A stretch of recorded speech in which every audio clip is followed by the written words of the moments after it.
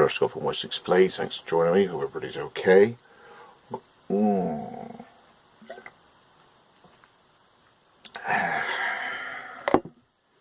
So, got a lot on the go in terms of different projects. So this is an update for customers as to what jobs I've got on the go at the moment and the things that I'm going to be tackling over the next couple of days.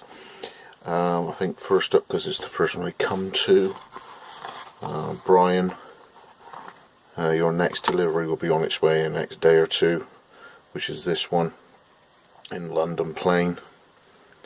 Okay, so this is a sort of a proof that it cuts, proof that it is in one piece, in case the post office decide to take it out and bash it on a table.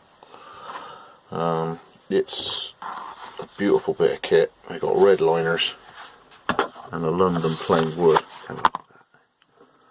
Okay, yeah, and it's got Spartan mosaics.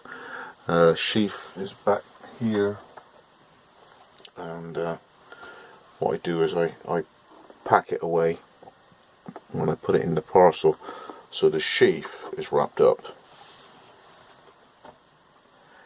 and then the blade goes in a card thing, and then that's wrapped up, so it stops the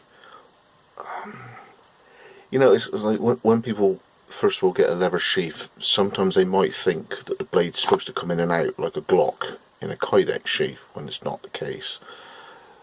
When you put a knife back in a leather sheath, it's a careful, deliberate effort. Okay, and if you put the blade in 90 degrees out, kydex will shove it back into its alignment. Leather will just get cut.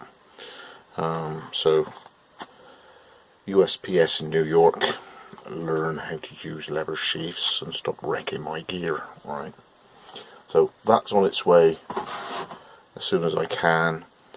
Next one near to me, just no order. This is Ralph's.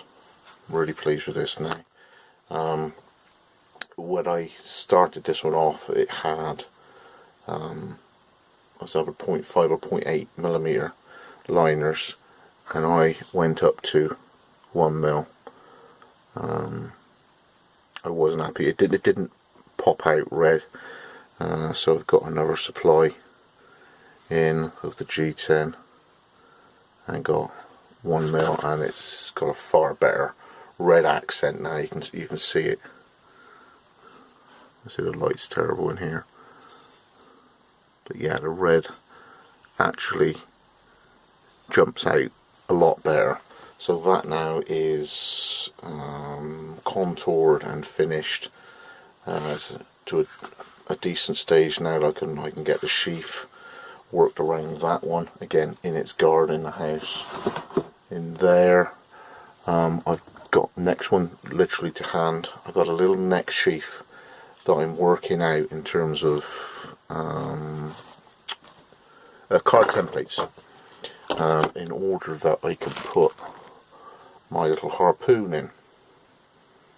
You may remember this from years and years ago. I did it out of a stainless steel ruler, 150mm, cut out of a 300mm ruler, and then this is basically to lash to a stick as a survival tool.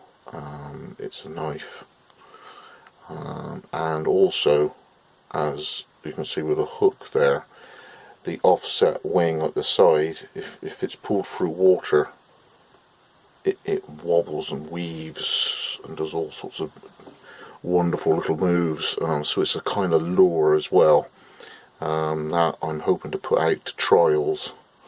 So if anybody does, I'm guessing we're looking at mackerel for sea fishing, bass sort of size. I don't know about coarse fishing legalities, but you sort of pike and zander size. Okay, it's that sort of thing where you toggle on your thing. You could have a side boom on it if you wanted, and this could just wiggle and waggle in the, well, actually it depends on the flow of the water would be there, and this rear wing ends up making it do that, and then it glints in light in the water. I don't know the legalities of it, but it's a survival tool. You know, it just goes in your pack, and then you've got a few uses. So it's sort of a bait knife, neck knife, a harpoon, and in my mind it should work as a lure as well for, I mean, fish sort of this sort of big that can get their mouths around.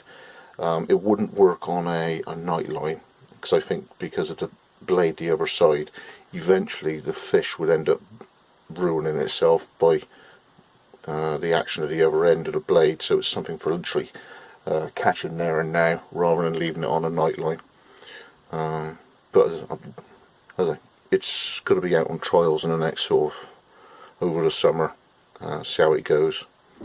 But it's a sort of handy little knife that would be worn around the neck for outward bound people in the wilds, not for not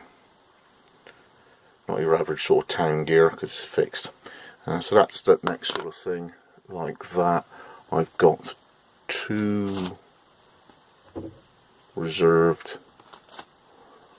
of these Kellens. These are Kellens mini neck knives, and the scales are in Masser birch. Really nice wood. I've got 4 there, so I've got 3 that are high in character, 2 of which are reserved, and I've got 1 that's like the creamy end. So it's got a really subtle, cloudy look to it, rather than sort of black flecks. This is like a cloudy version. It's really sweet. So I've got 2 of them to go. Tomorrow is going to be doing Mike Archer's handles for Mike's Bhutan 2, and I've got to do handle material for Stu's cleaver down here. So I'm working on a handle material, gluing them up, so they're, as I said, you know, material, so it's, you know, handle material into blocks. This one is now virtually finished and has been already pre-reserved, and its mate is coming along in the next couple of days. This is my new shape Yeoman, and we've got full G10 on this, G10 scale, G10 liner, double mosaic.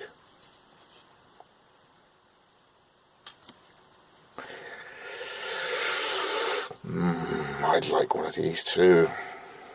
So sort of capable bushcrafter, bit of a hunter. Very nice. That's in 52-100.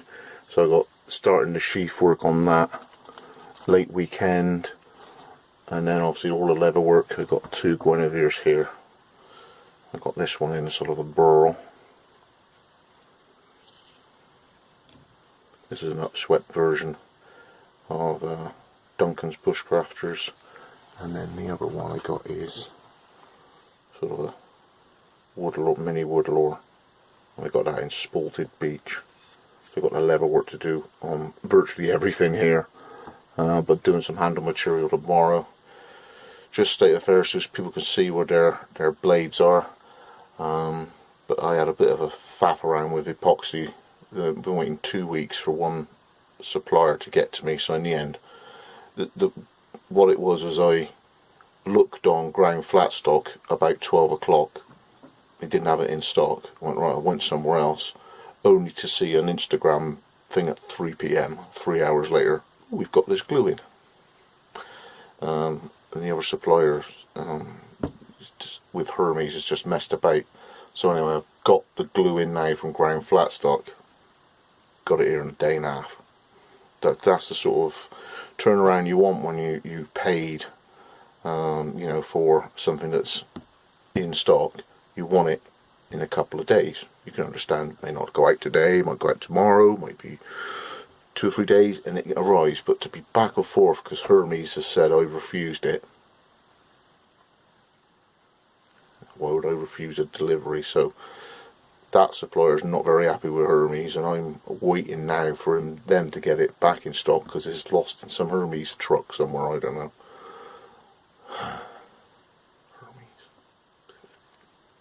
So anyway, that's why I'm able now to crack on with some handle material for Mike's Butanto. Yeah, funny day tomorrow, getting it all done, and then the plan is to get to Birmingham for Friday to meet up with everybody for Lee's funeral. Yeah, and then the weekend get back set up again, and press on and get through as much as I can, as I always try and do. So thanks for joining me again. Hope everybody can see some progress, and see you all on the next vid. Hopefully get a few more workshop vids as the light gets better with spring coming, and get a bit more of an involvement with the workshop again now the winter's disappearing. Show me again. Scott Wessex, please.